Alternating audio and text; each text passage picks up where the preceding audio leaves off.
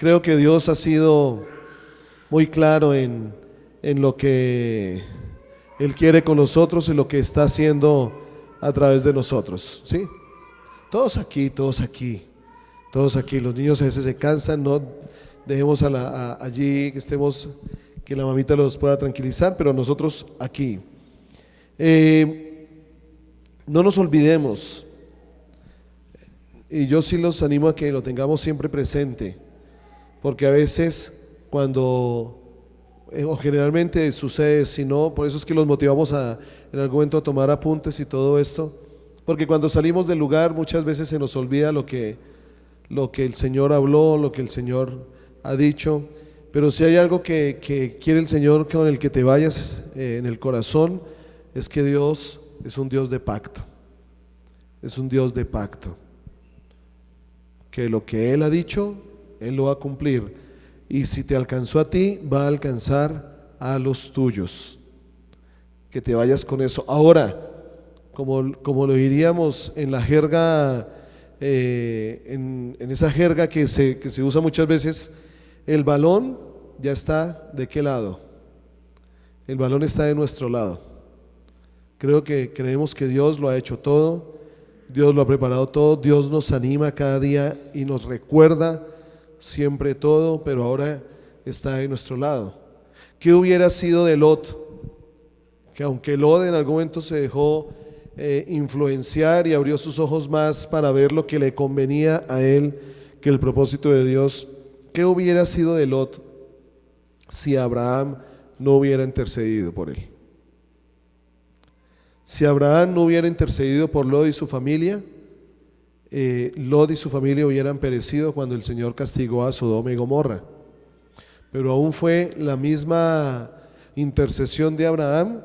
Y miren, yo los animo, no voy a predicar de eso esta mañana, pero yo los animo a que vean ese pasaje, porque empieza una discusión, una conversación entre Dios y Abraham intercediendo por Sodoma, intercediendo por Gomorra, y Dios diciéndole que iba a derramar juicio por todo lo que había estado pasando en estas ciudades. Y Abraham le decía: Señor, pero si encontraras, ¿con qué número empezó? ¿50? Empezó con 50. Optimista Abraham, ¿no? Él sabía, yo creo que en el fondo él sabía que solo estaba su familia, que solo estaba su sobrino, pero dijo: si encontrara 50, y mire cómo es el corazón misericordioso de Dios. Ok, si hay 50, no derramo el juicio sobre esta ciudad. Y yo me imagino que Abraham empezó a hacer cuentas y no le funcionó como el asunto. Entonces ya después le dice: Señor, si hubieran 40.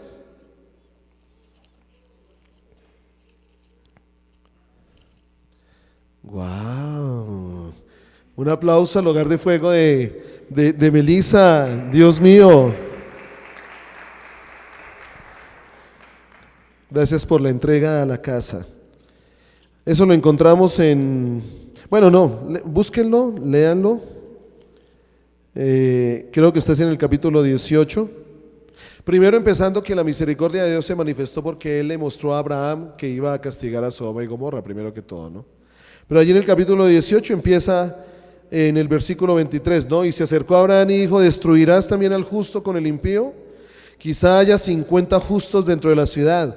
¿Destruirás también y no perdonarás al lugar por amor a los 50 justos que están dentro de él? Lejos de ti el hacer tal que hagas morir al justo con el impío, y que sea el justo tratado como el impío. Nunca tal hagas. El juez de toda la tierra no ha de ser lo que es justo. Podríamos pensar que en esta conversación Abraham está como reclamándole al Señor, y no, lo que Abraham está haciendo es recordándole a Dios, no porque Dios no lo sepa, sino que cuando Dios quiere que le recordemos a Él quién es Él, es para que nosotros sepamos quién es Él. ¿Y cuál era la seguridad de Abraham? Que Dios era justo, que Dios es justo. Y allí empieza una conversación, intercediendo, pues a la final la misericordia de Dios se manifestó en que envió unos ángeles a la ciudad de Sodoma para sacar a Lot y su familia y guardarla de esto. ¿Sabes? En este momento hay ángeles que están yendo a las personas, a tu familia, a aquellos que están lejos, y Dios los va a empezar a traer, de la misma manera,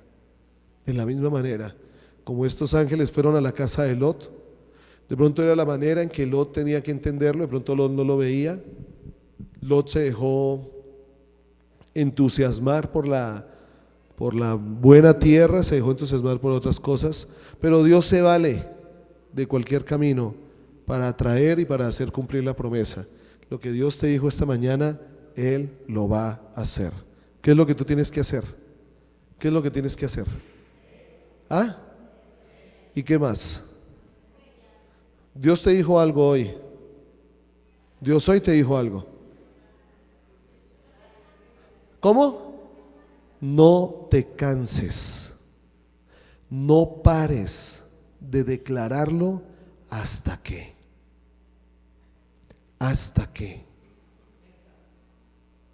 No pares de declararlo hasta que. ¿Qué esperas ver? ¿Qué esperas ver? No pares hasta que lo veas. Tú eres la evidencia del pacto. Ok, bueno, Padre, te damos gracias, Señor, porque has hablado. Gracias, Rey, porque eres un Dios de pactos. Tú no eres hombre que mienta, ni hijo de hombre que se arrepienta. Tú has soltado tu palabra, nosotros somos la evidencia del amor tuyo, la evidencia del pacto que has hecho, Señor. Y gracias, Padre, hoy te damos desde este mismo momento. Te damos gracias porque este pacto alcanzará a los míos. Alcanzará a los míos, como lo dice tu palabra, hasta 1000 generaciones. Hasta 1000 generaciones. Esa es tu misericordia, Señor. Tú hablas de la maldición, que la maldición llegará hasta la 3ª y 4ª generación. Que la maldición toca nuestras generaciones hasta la 3ª y 4ª, pero hablas de tu promesa y hablas de tu amor hasta 1000 generaciones, porque ese es tu amor, esa es tu fidelidad. Y por eso, Señor, al ver tu palabra y al estudiar tu palabra, que eso traiga un cambio a nuestra vida. No solo escucharla, Padre, no solo oír algunos versículos, interesante el tema, mire qué maravilloso, no, sino que tu palabra obre en nosotros, para que la evidencia de tu pacto, la evidencia de tu promesa, Señor, cada vez sea mayor para nosotros y para los que están alrededor de nosotros. Tú anhelas, Padre Celestial, manifestarte en medio de tu pueblo, en medio de tus hijos, para que aquellos que no te conocen, te conozcan a través de tus hijos. Por eso hoy nos disponemos a tu palabra, Señor, para que tú hagas en nosotros conforme a lo que está escrito allí, Padre Celestial. Obres. Pone en nosotros el querer como el hacer. Pone en nosotros el querer como el hacer en Cristo Jesús. Amén. Ok, hoy vamos a cerrar este tema que lo hemos llamado En sus manos, donde el Señor allí en Lamentaciones, el profeta Jeremías nos referencia a nosotros o nos relaciona a nosotros con vasijas de barro, como lo dice allí Lamentaciones 4:2. Y ya habíamos hablado de 3 aspectos, de 2 aspectos, y vamos a entrar al tercero. El primer aspecto, rápidamente, sencillamente era la selección del gredal o el barrial, el cual se prepara en 70 o 75 años, al verano, a la lluvia, al sol, a la sequía. El segundo aspecto que hablábamos era que una vez se escoge el barro, se le extraen las burbujas para poder sacar todas estas burbujas que quedan por el tiempo en que el barro ha estado allí a la intemperie. También que este barro se somete a la sal y que la sal le da 2 características, ¿cierto? Plasticidad y fusibilidad. La plasticidad habla de dócil, de que sea un barro dócil, y la fusibilidad es de ese brillo que se da en aquella vasija cuando ya ha sido puesta en el horno. Y entramos a la tercera, que la habíamos apenas mencionado el domingo pasado, y es que el barro ahora, después de que ya ha estado en un baño de sal, ya estaba allí por un tiempo, el barro está listo para ser llevado a la rueda. Si ustedes ven, miran a los alfareros artesanales, ellos tienen una rueda, pues los primeros eran con un pedal, ahora es con un motorcito, donde traen ese barro allí. ¿Y qué es lo que hace? ¿Cuál es la función de la rueda?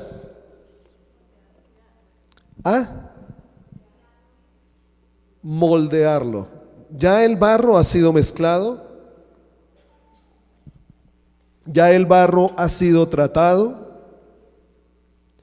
ha sido mezclado con la sal, ya el barro ha sido tratado, ahora el barro empieza a darle forma a lo que Dios o a lo que el alfarero quiere del barro, tipo de vasija, tipo de para qué es la vasija. Ahora, lo que el alfarero hace con el barro en la rueda tiene que ver o está directamente proporcional al papel o a la función que esa vasija va a tener. ¿Sí? Tiene que ver con eso. O sea, el alfarero no pone el barro en la rueda y espera a ver qué va a salir. El alfarero ya pone el barro en la rueda porque ya tiene un propósito en mente, ya tiene algo en su mente para lo que va a servir esa vasija.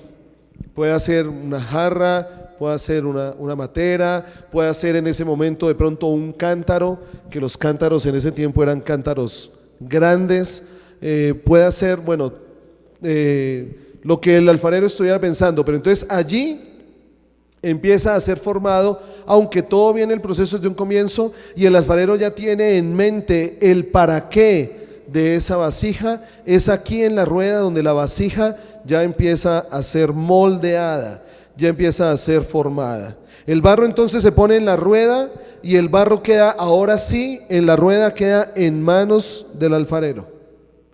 Queda allí en manos del alfarero. Miren lo que declara 2 de Corintios,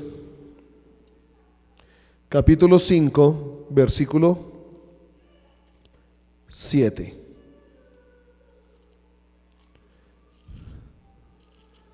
Segunda de Corintios 5, 7. ¿Y a qué nos referimos en esto de que ya solo depende de sus manos? Ya solo depende de Él, ya no depende de nosotros.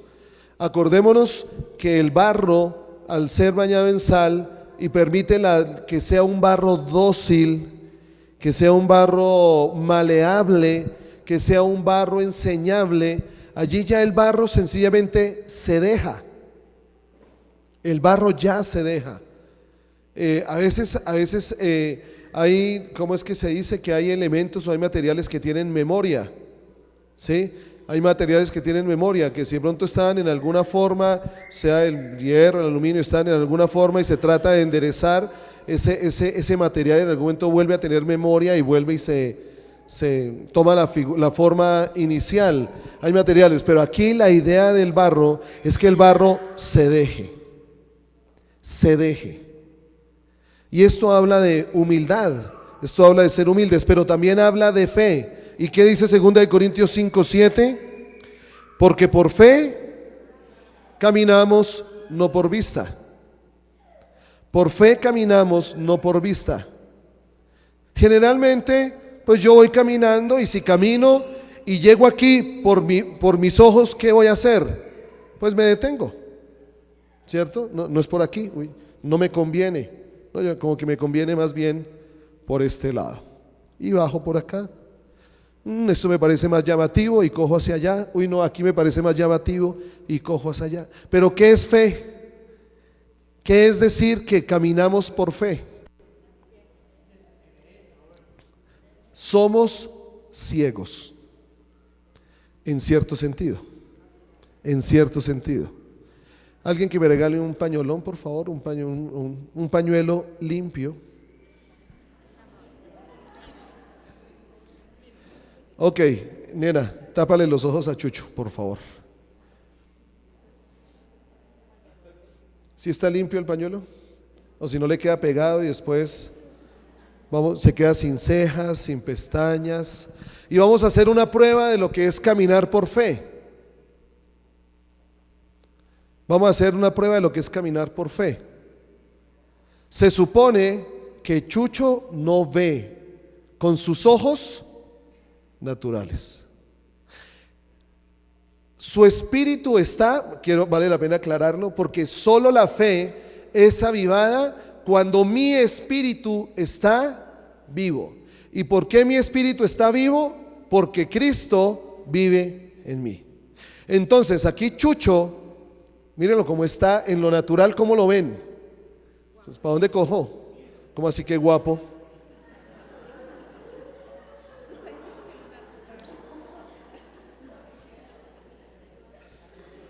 ¿Sí ve? Por fe andamos, no por vista. Ok. ¿Chucho coge para algún lado? No, está quieto. Quien no ve con los ojos naturales, esta es la posición natural que debería tener. Por eso la palabra dice, estén quietos y sepan quién es Dios. Pero si yo le digo a Chucho, Chucho, a donde yo estoy, venga. Camine hacia donde le escuche. Camine. ¿Qué hace Chucho allí? ¿Qué está haciendo Chucho? Primero, está confiando. Él está confiando. Si Chucho no confiara en mí, ¿usted creen que Chucho se movería? No, Henry me va a hacer pegar contra la tarima, me va a tropezar. No, Chucho primero está confiando y eso es fe, porque fe es confianza. Entonces, si yo confío en Dios, pues yo no veo, Dios me dice coja por aquí, yo cojo por acá. Chucho primero está confiando. Chucho, siga con confianza, tranquilo. Eso, muy bien. Siga, Chucho, siga. ¿Qué hizo Chucho? Inmediatamente me escuchó. Pero téngalo por seguro que si Chucho estuviera viendo, yo me vengo para acá, y si vea que lo que le conviene, lo que está por delante le conviene, él sigue por lo que está delante. Por fe andamos, no por vista. Caminar por fe es sencillamente escucho lo que Dios quiere para mi vida y camino. ¿Cierto, Chucho? Chucho. Eso, muy bien, Chucho. Siga, Chucho. Siga, muy bien. Siga, con confianza. Eso, sígame. Siga, tranquilo. Eso, muy bien. A buscar la muy suegra. Bien. Gire un poquitico a la derecha. Gire un poco más. Y ahora se va a sentar. Siéntese sin coger la silla. ¿Confía?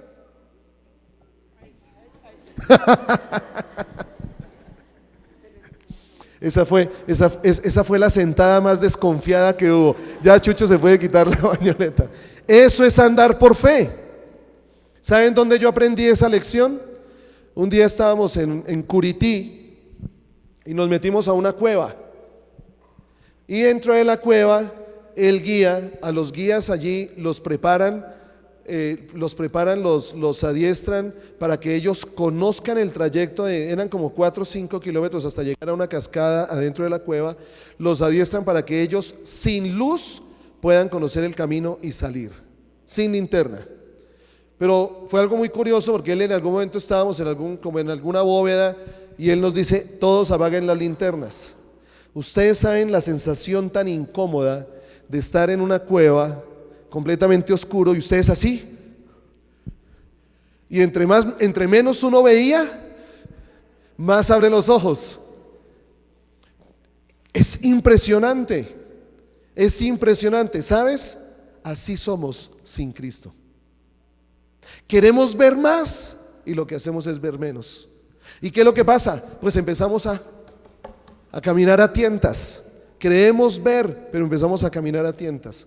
Cuando en algún momento fue 1 minuto, pero ese minuto fue eterno, donde él no dijo nada, pues claro, entonces me perdí, ¿dónde estamos? El guía se fue. Cuando en algún momento se escuchó la voz, y solo escuchar la voz del guía, todavía está por ahí.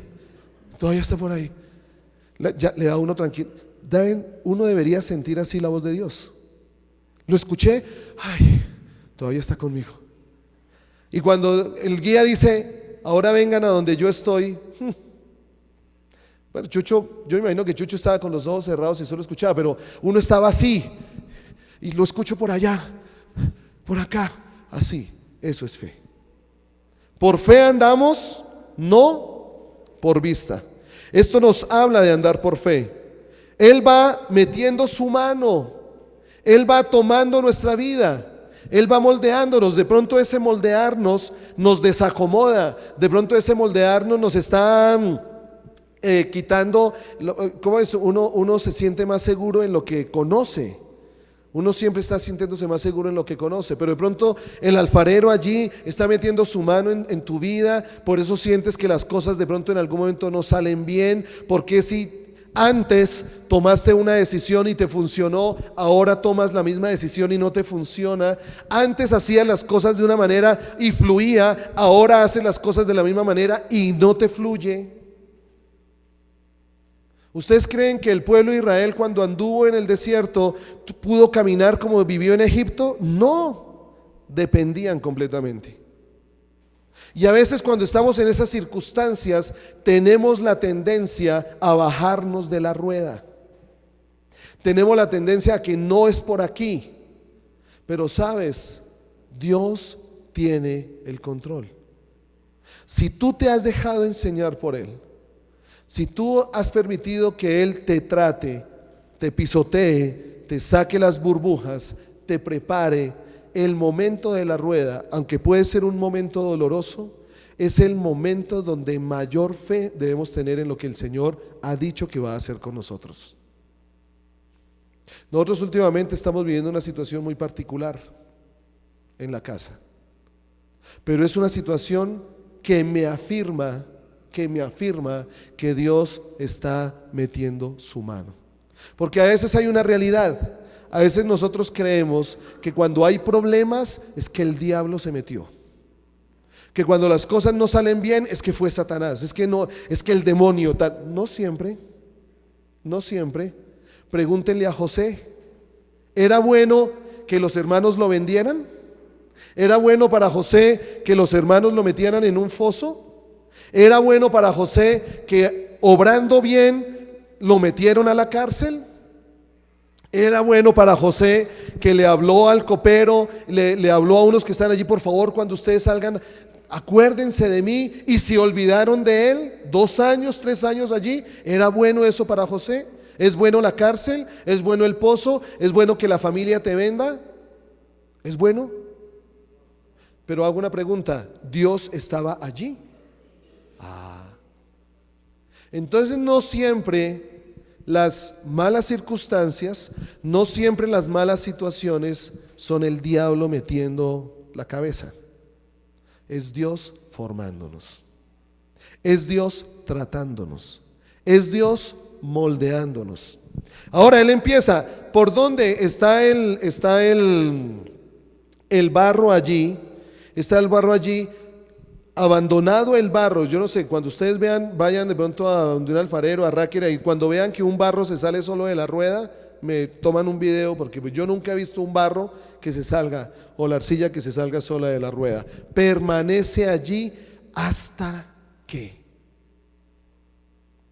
el alfarero, cuando puso el barro en la rueda, no termina, no para hasta que fue hecho. Y es lo que tenemos que tener confianza. Y esto es lo que tenemos que tener confianza. Entonces, ¿él por dónde comienza? ¿Por dónde comienza el alfarero a tratar el barro? ¿Ustedes no han visto?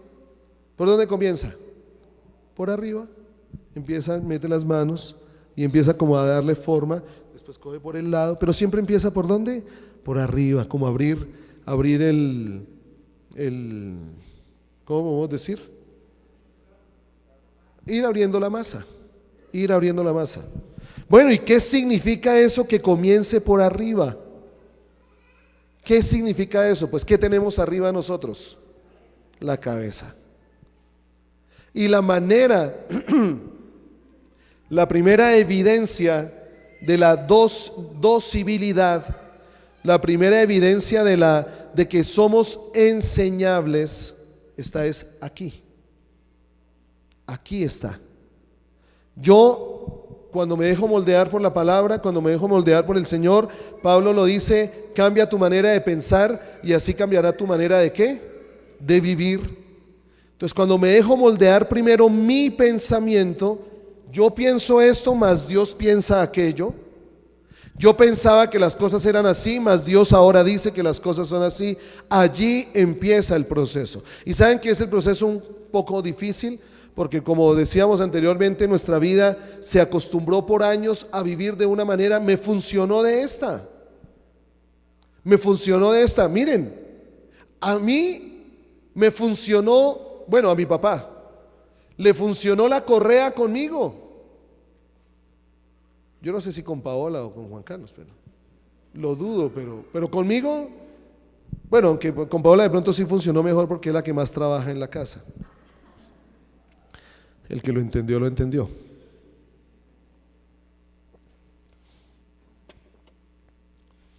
A mí me funcionó, a mí me daban correr, yo le tenía temor a ese cable. Yo no sé si porque me quedaba marcado aquí 120V pero le tenía un temor a ese cable y téngalo por seguro. Miren, nunca se me va a olvidar la experiencia. El viaje más largo que yo tuve en mi vida, fue un permiso que me dio mi papá para ir a piscina a Isa y me quedé del bus. Y ese viaje del que me trajo de Isa a la casa se me hizo eterno. Porque yo ya pensaba en llegar a la casa y ya estaba lleno de miedo, ya sabía cuál era la cara que me iba a encontrar, ya sabía qué era lo que me esperaba. Fueron los 20 minutos más largos de mi vida. Mi papá me dijo, le doy permiso para que vaya a piscina, pero se viene en el bus de las 6. O sea, quiere decir que usted a las 6:40 me dijo, está en la casa. Y eso era ley. Dígale uno a los muchachos ahora, me llega a las 6. Ay, papá, a ver, si lo bueno comienza a las 8. No es que ahora les dice uno, piden, permiso para los 15 años, hijo, hasta la 1. Papá, a la 1 reparten el ponqué. Exagerando un poco, ¿no? ¿O no? Entonces llego yo. Salgo faltando 5 para las 6 de la piscina. Estaba tan rica. Y la piscina era en Los Sauces y el bus salía de la plaza de Isa. Pues caminando, ¿a qué hora llegué? A las 6:20 a la plaza. Pues me quedé. El último bus. ¿Y ahora qué hago? Menos mal habían unos amigos de mi papá que estaban haciendo una visita. Yo vi el carro y le llegué y me quedé del bus. No, tranquilo, nosotros lo llevamos, pero salimos a las 8. Me dejan hacer una llamada. Pues llamo yo a mi papá, papá, me quedé del bus. Se lo dije. Y ya, ahí empezó. Y me van a llevar a las 8. Aquí lo espero. Ya se imaginarán entonces ese viajecito. Cuando llego a la casa, pues sí, evidentemente el cable estaba ahí, estaba mi papá ahí y me dijo, yo le dije algo y usted desobedeció. Y me corrigió. Yo tendría 14 años. Ahora les pregunto a los que somos papás de adolescentes ahora, ¿eso funciona ahora? Consuelito. Debería, ¿no? Ah, muy bien. ¿Funciona ahora? No funciona. No, seamos sinceros, no entremos aquí en discusiones que para nada aprovechan. No funciona. ¿Cómo? Tocaría un cable de 220. Ya no nos funciona. ¿Y ahora qué hacemos? Entonces venimos con el chip de que algo, mi papá lo hacía así. ¿Ustedes nunca vieron la pelota de letras? Pues como me dijo mi papá, que es que aquí en la casa, no, eso no, lo que pensamos en algún momento que en ese momento funcionaba, ahora nosotros estamos retados realmente a cómo entonces yo levanto a mis hijos si de la misma manera no me funcionó. Ahora, no estoy diciendo que es que la vara no funciona y la corrección no funciona, porque allí está la corrección en la palabra, pero allí es donde yo dependo de Dios. Yo dependo de Dios. Allí es donde yo tengo que decirle al Señor cuando hay una circunstancia con Samuel y Daniel: Padre, ¿y ahora cómo le hago? ¿Y ahora qué les digo? ¿Y ahora cómo lo manejo? Me pongo a leer libros y me dejan peor de confundido, porque ahora el libre desarrollo de la personalidad hay que permitirle. No, y no siento tranquilidad. ¿Cómo así que el libre desarrollo de la personalidad? Cuando le dijo Abraham a Isaac: tranquilo hijo, haz lo que quieras, que en el libre desarrollo de la personalidad Dios en algún momento te va a alcanzar. No, esa es la mentira a la que caemos muchas veces, porque nos dejamos moldear por lo que dice la sociedad, por lo que dice el mundo afuera, y nos olvidamos de lo que Dios dijo. Y si Dios prometió, dice que enseñe estas palabras a mis hijos, que las recuerde, que las ponga en los dinteles de las puertas, que las ate a la mano, que me las ate al cuello, que las ponga en mi frente y que se las recuerde a ellos todos los días. De pronto no son todos los días, pero creo que Samuel y Daniel dirán que cuando viene una luz, les digo: ustedes de todas maneras saben lo que Dios ha hecho de ustedes. Y no nos funciona. Y allí es donde quedamos completamente perdidos. Por eso el alfarero empieza por arriba. Empieza por arriba. ¿Qué dice Romanos 12, capítulo 12, versículo 1? Para que sintamos tranquilidad.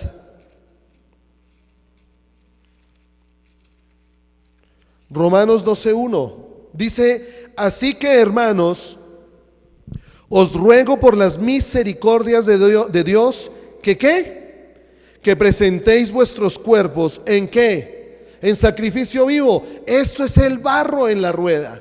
El barro en la rueda, ¡pum!, se entrega. El barro en la rueda se deja. Presento mi cuerpo como sacrificio vivo, santo, agradable a Dios. ¿Qué es un sacrificio? Cuando el cordero está completamente atado y lo ponen en el altar, y es una ofrenda completa para el Señor. Eso es el sacrificio. Yo no me imagino al israelita diciéndole al corderito: mi chica, mi chica, mi chica, mi chica. Ah, no, ese es un gato, ¿no? Bueno, le dicen al corderito, y el corderito todo contento llega y se sube al altar, y se acuesta, y se alegra cuando el sacerdote le va a prender fuego al asunto, y el corderito: ay sí, alabado sea el Señor. No, eso duele. Pero ¿saben qué es lo que más duele de este sacrificio? ¿Qué es lo que dice más adelante? Este que es vuestro culto, ¿qué?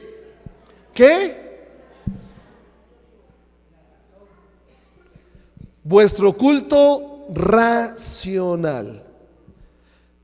A veces dejamos la entrega al Señor a la emoción, y por eso nunca nos entregamos. A veces no adoramos al Señor y no le damos a Él lo que es digno de merecer, porque hoy no lo siento. Hoy no siento que deba ser así. Hoy siento que debe ser de esta manera. Pero el culto que Pablo le está diciendo a los romanos es un culto, y ahora ¿a quién se lo está diciendo, no? Pablo les está diciendo: es un culto racional. Empieza por acá.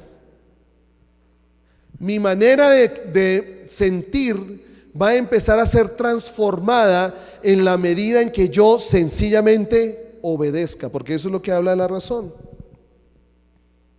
Pongo mis pensamientos, como lo dice 2 Corintios 23:5, pongo mis pensamientos a la obediencia a Cristo. Los someto, los sujeto a la obediencia a Cristo. No es 20, porque 2 Corintios no tiene 20.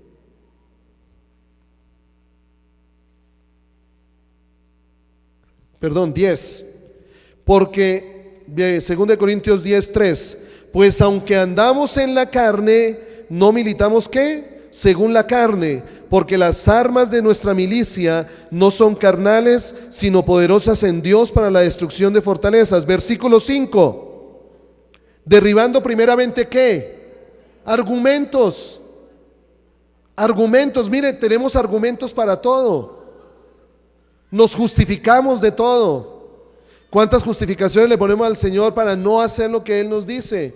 ¿Cuántos argumentos tenemos para creer que es de muchas maneras? Yo siempre le digo a los que me dan la oportunidad de decirlo, no se complique. Nos complicamos, buscamos, no digo que no leamos, pero vuelvo y digo, si la lectura de un libro reemplaza lo que dice la palabra, ten cuidado con eso. Si la lectura de un libro reafirma la palabra, cómetelo entero. Si la lectura de una teoría, de una técnica, de algo, te ayuda a reafirmar y a que la palabra más se interiorice en ti, no hay ningún problema. Pero cuando realmente le hacemos más caso a lo que dicen ciertos autores, a lo que dice el verdadero autor, allí es donde podemos tener problemas. Créanme que nosotros, si nosotros miramos, si ustedes miran la biblioteca que tenemos, libros de James Dobson, cómo educar a nuestros hijos, cómo mostrar la voluntad del Señor a nuestros hijos, cómo ser padres para nuestros hijos, amando a nuestros hijos a propósito, nuestros hijos, no. Que a propósito no los hemos leído todos, pero libros y libros y libros. Porque a veces creemos que podemos encontrar mejores argumentos en algún lado diferente a la palabra. Pero ¿qué dice aquí la palabra? Derribando argumentos y toda altivez que se levanta contra el ¿qué? Ok, por allí comienza el asunto. Por allí comienza el asunto. El enemigo le dio un argumento a Eva. Y eso fue lo que propició la caída.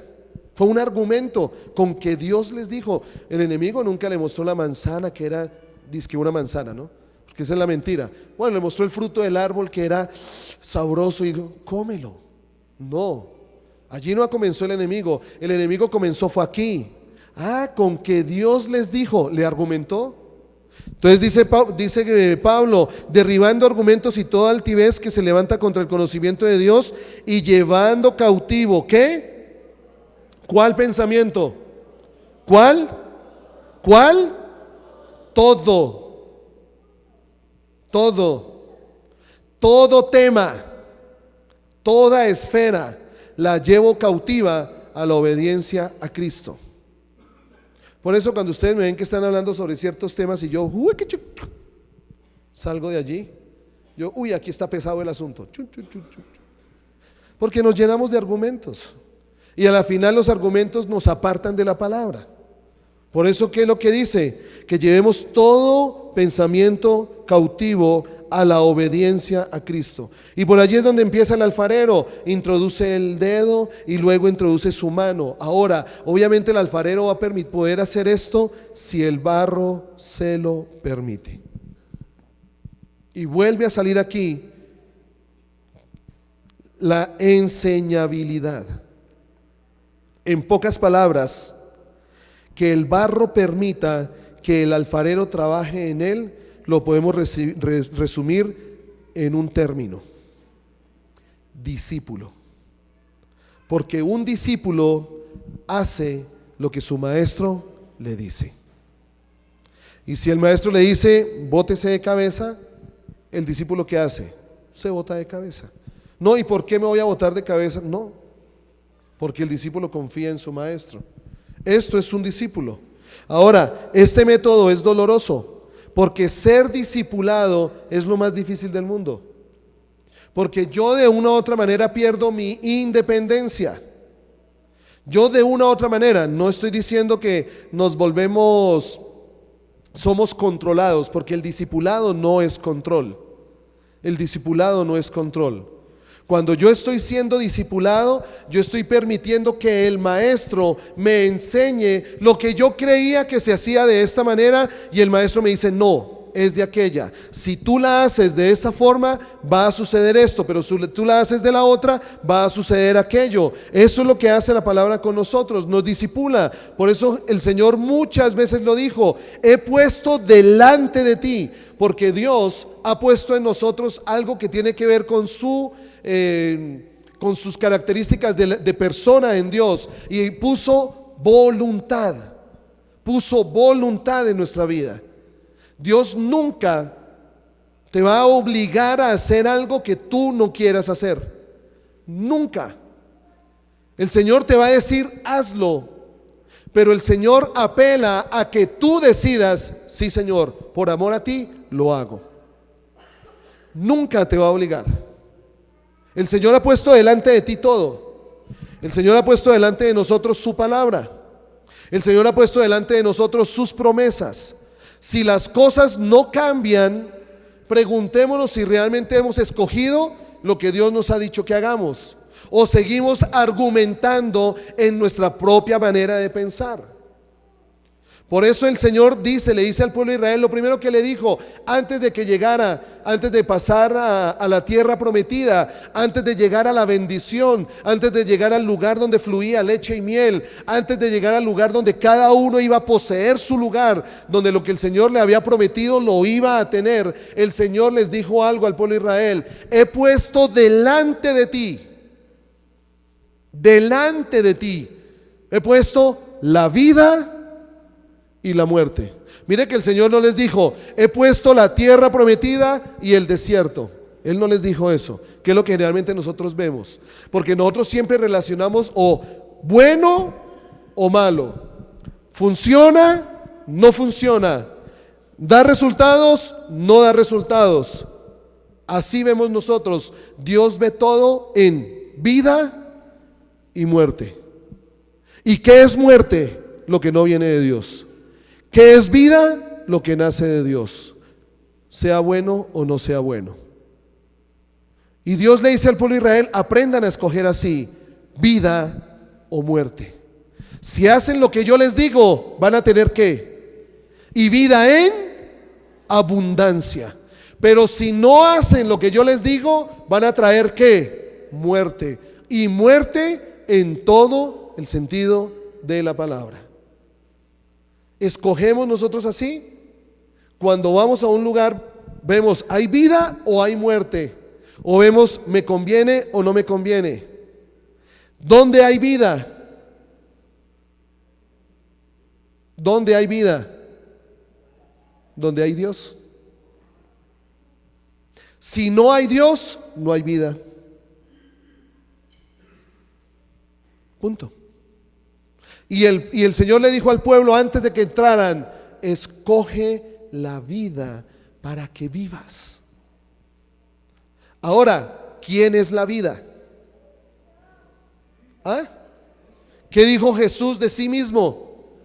Yo soy, ¿cómo dice el versículo? A ver, pónganse de acuerdo. ¿Cómo? Yo soy el camino. No, así no dice el versículo. Mire, los de la escuela de la fe aprendieron. El versículo no dice yo soy el camino, la verdad y la vida. Porque si dijéramos yo soy el camino, la verdad y la vida, es como si algo fueran tres características aparte, o sea, tres características que se complementan. Cuando Jesús dice yo soy el camino y la verdad y la vida, esa y habla de plenitud en cada cosa. No habla de que en el 100% esas tres ponen el 33 punto algo. No, habla de que Jesús es 100% el ¿qué? El camino. Es el 100% la verdad y es el 100% la vida. 100% la vida.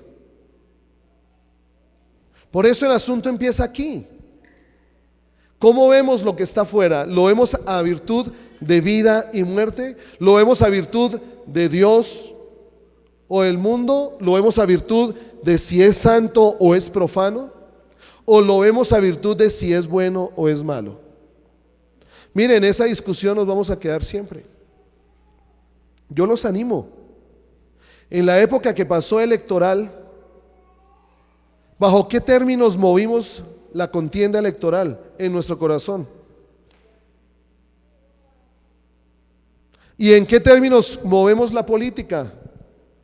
¿En qué términos movemos a quién apoyamos? ¿En qué términos? ¿En si me conviene o no?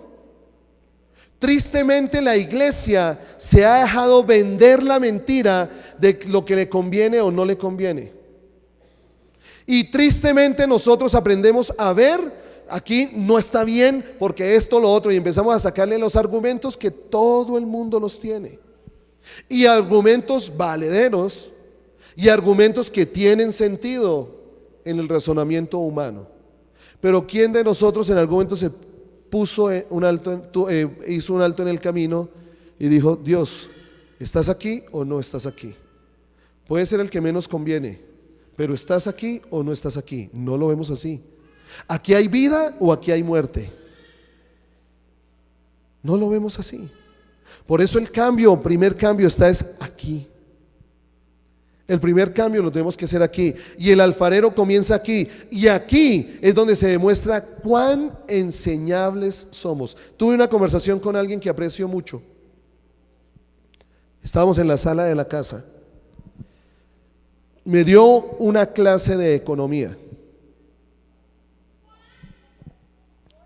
sobre lo que pasaría con la economía si la izquierda sube, lo que pasaría con la economía si la derecha sube, pasaría la economía si el centro derecha, centro izquierda, pasaría la economía si es delantero, si es arquero. Bueno, eso me dio toda una clase, 1 hora y media.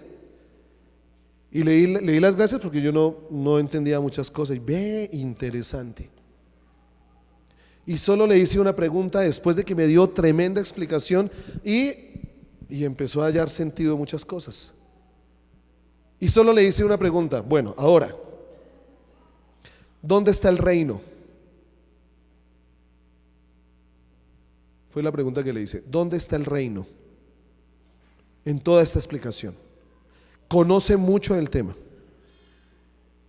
Yo no lo conocía. No lo sabía. Y le pregunté eso, sentí decirle: ¿y dónde está el reino? Y se quedó cristiano. Entonces empecé a hablar del reino. Él me dio una enseñanza de 1 hora y media. Estábamos allí en la sala. Yo me tomaría 20 minutos. Y me dice: uy, Henry, yo no lo había visto así. Y no fueron mis argumentos. Le dije: ¿qué dice la palabra? Y nos pusimos los dos a ver la palabra y dice: ups, no lo había visto de esta manera. Wow. ¿Saben qué vi yo ahí? Vi un corazón enseñable. Traía toda una argumentación válida y la disfruté, créanme, la disfruté, porque habían cosas que no conocía.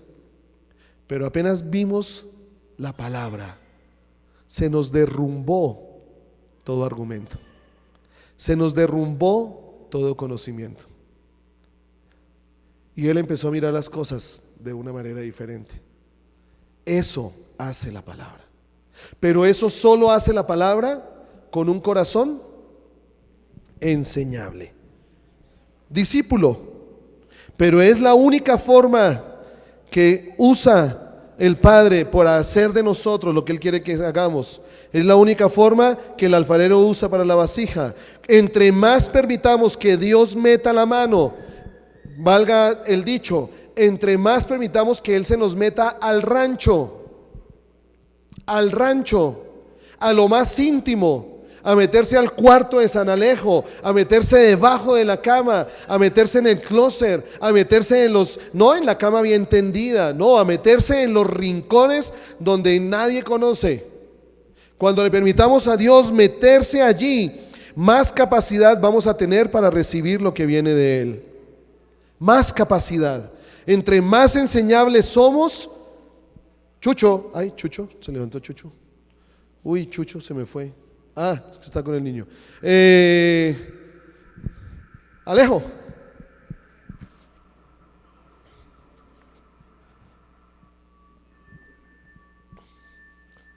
¿Me le tapan los ojos, por favor? Por lo mismo, está estrenando. Uy, interesante entonces el ejercicio. Los que hicieron, uy, ¿fue por envidia o porque se alegran que esté estrenando Alejandra?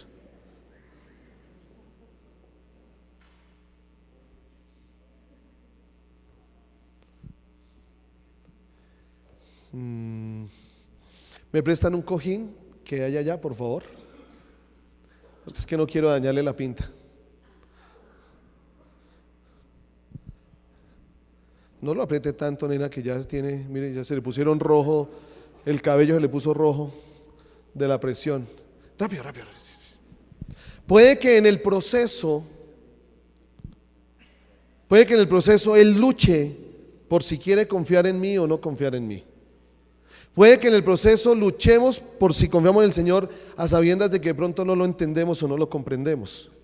Venga, Alejo.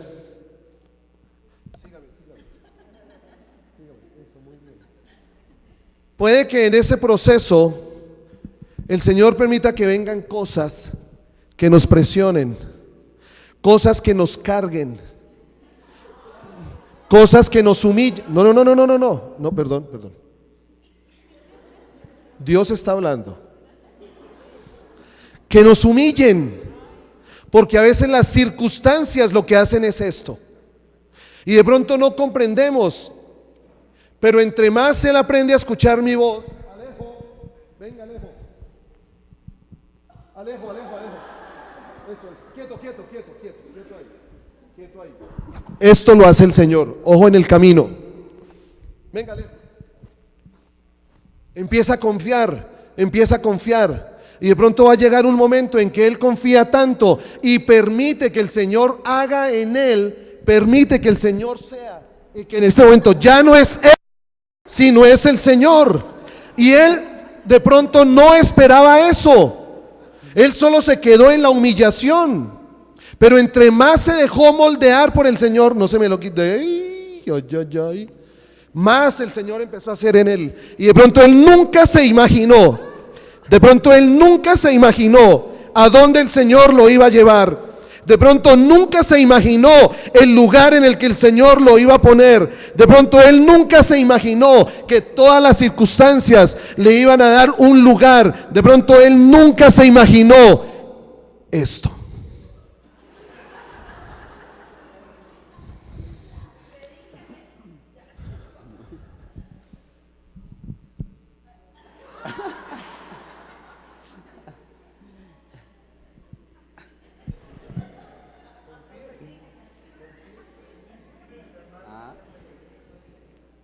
¿Qué digo?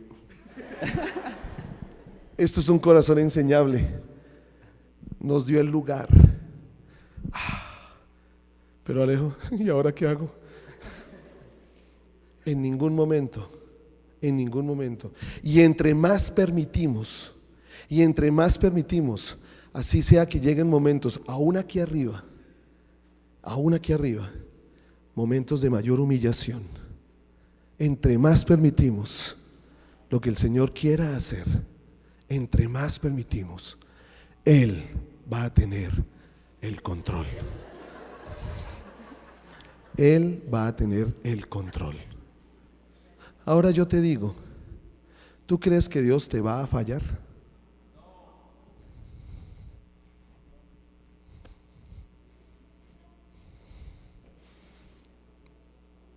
En este proceso,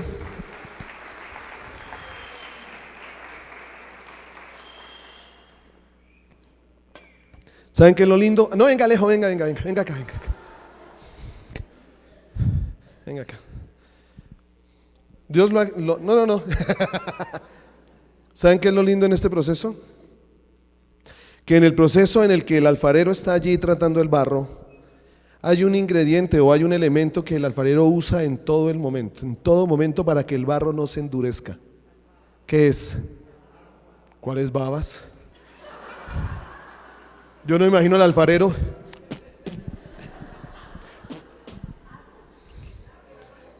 El agua. ¿Tenemos los mantos por ahí? Bueno, no importa, este. El agua. ¿Y saben qué es el agua?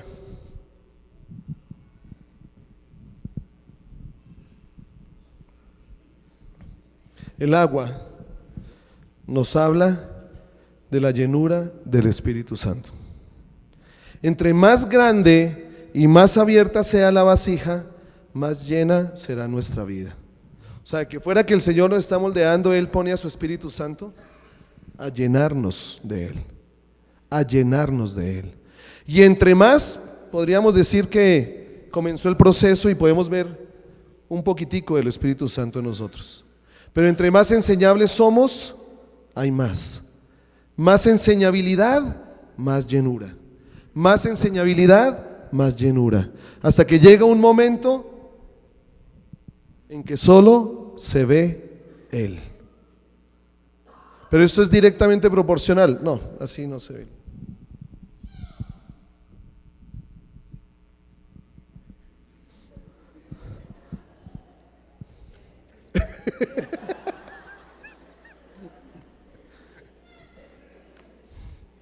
Y este Espíritu Santo o esta llenura nos capacita para enfrentar las circunstancias difíciles que vendrán nuevamente a nuestra vida. Que vendrán nuevamente a nuestra vida. Por eso, esto es directamente proporcional. Más enseñable, más lleno. Más enseñable, más lleno.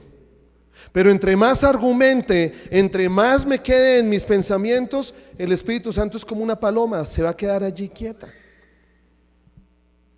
Pero entre más yo permita cambiar mi manera de pensar, allí el Señor empieza a darme más de Él. ¿Qué fue lo que dijo Juan el Bautista? Es necesario que yo, ¿para que quién? Cristo crezca. ¿Queremos más de Cristo en nosotros?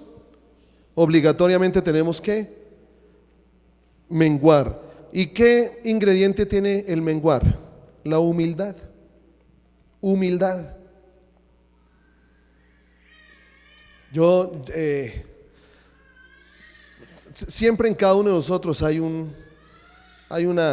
semillita ahí de orgullo en nuestra carne. Siempre de llevarnos la gloria de lo que hacemos, siempre decir es que nosotros, es que el Señor es que el Señor a mí me. Entre menos nos ufanemos de lo que el Señor ha hecho con nosotros, Él más va a llevarse la gloria. Y esto es humildad. Esto es humildad. Cada vez que tú tengas las ganas de que sí, Dios te usó. Dios te usó. Miren, no crean. No crean, cuando uno termina de pronto y le dicen, uy Henry, qué palabra. Vi que compraron 58,000 CDs y por la palabra que la querían volver a escuchar y uno, Señor. Wow. Voy a ponerle una carátula a esa palabra entonces. En sus manos por el pastor Henry Castellanos. En la biblioteca que se venda. Una foto mía de esas que toma bien Wander, que no tiene que retocarlas. Humildemente para la gloria del Señor. Perdóneme la expresión, mamola. Porque cada vez que yo quiera mostrarme, le estoy robando la gloria a Él. Por eso, perdónenme. Voy a decirles algo solo a ustedes. A mí esas, cuando ponen eso, una vez vi una publicidad en una de estos paraderos donde ponen unas vallas allí para poner publicidad. Gran campaña con el profeta, apóstol, maestro, evangelista, discípulo Henry Castellanos. Y yo miraba por donde dice Jesús, Cristo, nada. Tan fácil es pasar esa línea. Tan fácil es pasar esa línea. Y el Señor, entre más humildes nos mantengamos, el Señor más se va a llevar la gloria. ¿Y qué pasa cuando el Señor se lleva más la gloria? ¿Qué pasa? Llena el lugar que ha sido humilde. ¿Qué pasó con el templo de Salomón? Todos están allí ministrando, todos lo hicieron para la gloria del Señor, todos lo hicieron para Él como Él se los había dicho, como Él se los había dicho, vinieron las instrucciones y llegó la nube de su gloria y se depositó en ese lugar. A tal punto fue la gloria en ese lugar que Felipe, Alexis, aquí los músicos no pudieron ministrar más.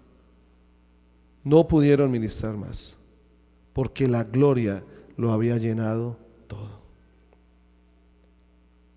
Y aquí es donde yo entiendo la formación del carácter en nosotros. Cuando el Señor puso las vestimentas al sumo sacerdote, había una característica en el bordillo, se llama el bordillo del manto, ¿sí? Había una característica allí en el bordillo, o en el borde del manto, que había una granada, una campanilla, una granada, una campanilla, una granada, una campanilla. O sea que se veía, se escuchaba donde iba el sumo sacerdote, pero también se le veía el fruto, porque la granada habla del fruto. A veces nos queremos llenar más de campanillas. Cuando donde yo voy suena, la unción suena, Henry, wow, qué palabra, wow. Cuando el Señor empieza a ver el fruto, el fruto. ¿Qué dice Jesús? Que Él es ¿qué? La vid, y nosotros el que permanece en mí y yo en él, este lleva mucho fruto. El que permanece en mí y yo en él, este lleva mucho fruto.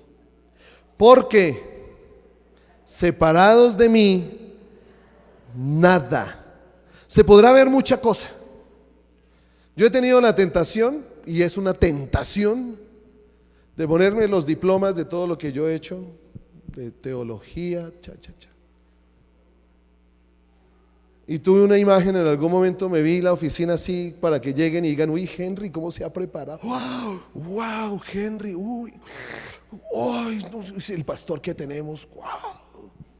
Ese pastor se prepara, ese pastor estudia. Uy, Henry, quiero ser como el pastor Henry, con la oficina llena de diplomas.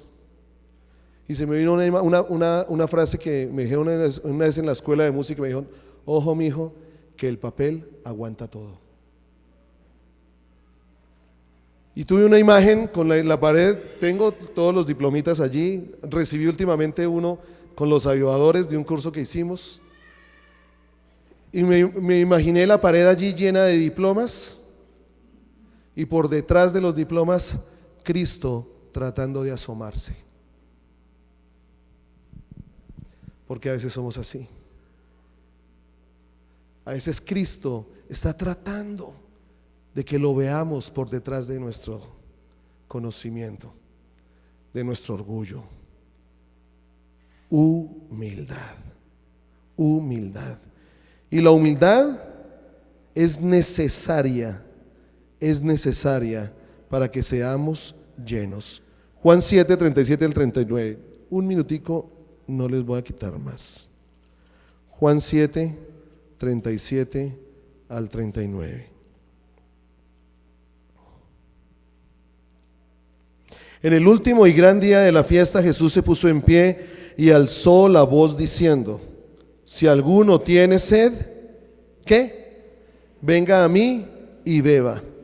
El que cree en mí, como dice la Escritura, el que se deja llevar, el que se deja guiar, el que aún en medio de la humillación no pierde su lugar delante del Señor, aún en medio de la circunstancia no deja de confiar en el Señor, aún en medio de la exaltación del hombre le da la gloria al Señor. A mí me impactó muchísimo la imagen cuando ganó Colombia 3-0 a Polonia.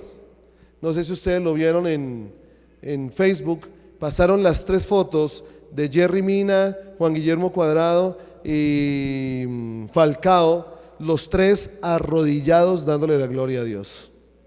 Y me acuerdo no sé si fue en el gol de Polonia o fue en el gol cuando le empató a Inglaterra, que Jerry Mina empezó a decir: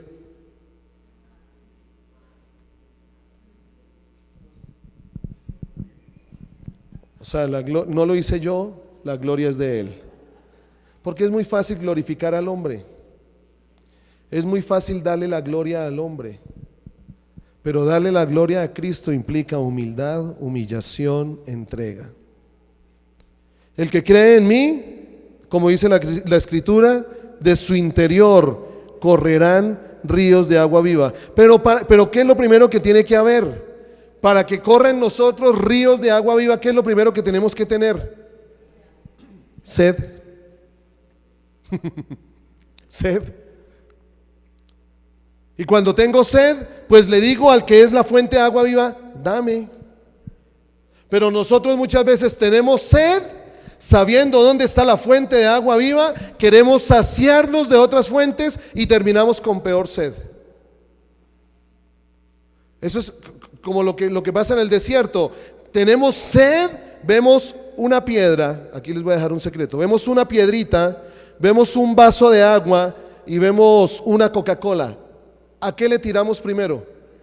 A la Coca-Cola, fría, helada, bajándole el hielito por así, y lo tenaz es que nos da más sed.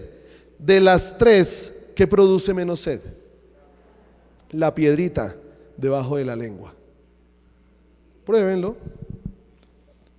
Este truco me lo enseñó, ¿cómo es que llama el de Discovery Channel? ¿Ah? Sobreviviendo, algo así.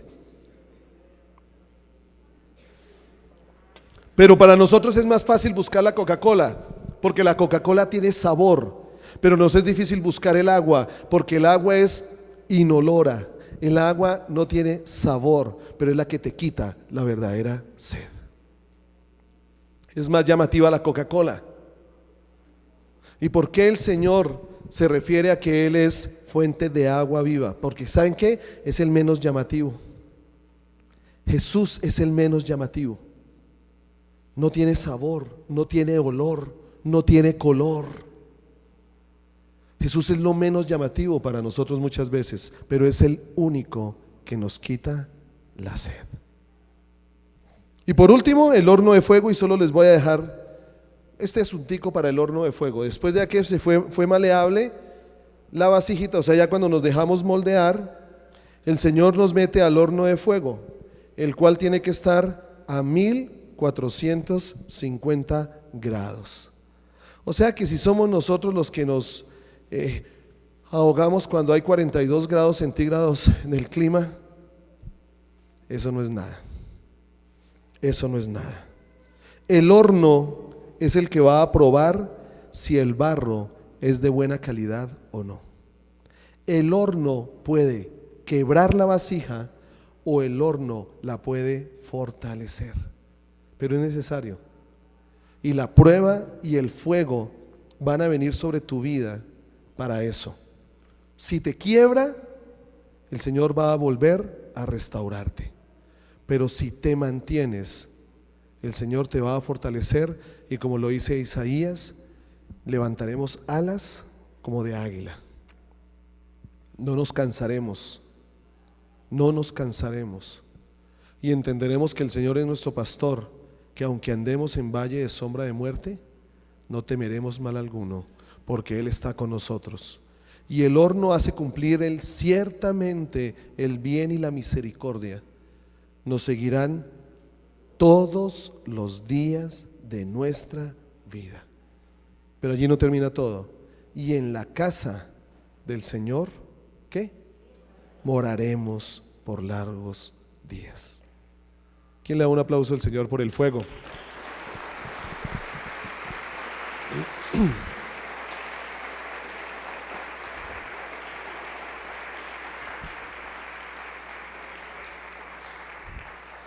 Es necesario, hay una palabra que podemos usar aquí, es inevitable. Si te quieres dejar moldear por el Señor, es inevitable. Dios tiene un propósito contigo, y aún es tan grande su amor que aún en esos momentos donde no queremos, Él va a hacer lo posible para seducirnos y mostrarnos que sus propósitos siempre van a ser mayores. Cierra tus ojos. Abraza a la persona que está a tu lado. Si hay tres, abrácense entre los tres. Bendice a esa persona. bendícela. Dale gracias al Señor por las circunstancias que esa persona está viviendo. Dale gracias al Señor por los momentos difíciles. Dale gracias al Señor por las dificultades que se han vivido en la vida de esa persona. Dale gracias al Señor porque si aún en medio de las dificultades y los momentos difíciles, hoy esa persona está aquí, o sea, Dios es fiel. Dale gracias al Señor porque la vida de esa persona está guardada en su mano. Dale gracias al Señor por el corazón de esa persona. Declara que es un corazón enseñable. Declara que es un corazón humilde. Declara que es un corazón honesto, sincero. Dale gracias al Señor porque lo que Él ha prometido se va a cumplir en la vida de esa persona que tienes al lado. Dale gracias al Señor porque esa persona que está a tu lado es una fiel muestra de su amor y su fidelidad. Dale gracias. Dale gracias al Señor. Que hoy salgamos agradecidos. Que hoy nuestros ojos, aunque nuestros ojos no ven, nuestro corazón sienta que Dios nos está guiando y que Dios está con nosotros. Que aunque hayas sentido que las circunstancias que están viviendo te humillan, te hacen sentir cada vez peor, que de pronto no eres nadie, te hacen sentir que de pronto en algún momento eres un cero a la izquierda para algunos, te haga sentir eso, que hoy tu corazón avivado por tu fe te haga sentir que para Dios tú eres su hijo, que para Dios, que en Dios tienes un propósito, que Dios sueña contigo. Dale gracias al Señor. Dale gracias al Señor por esa persona a tu lado. Dale gracias al Señor porque Él, fiel, porque lo ha prometido, Él completará la obra en la vida de esa persona.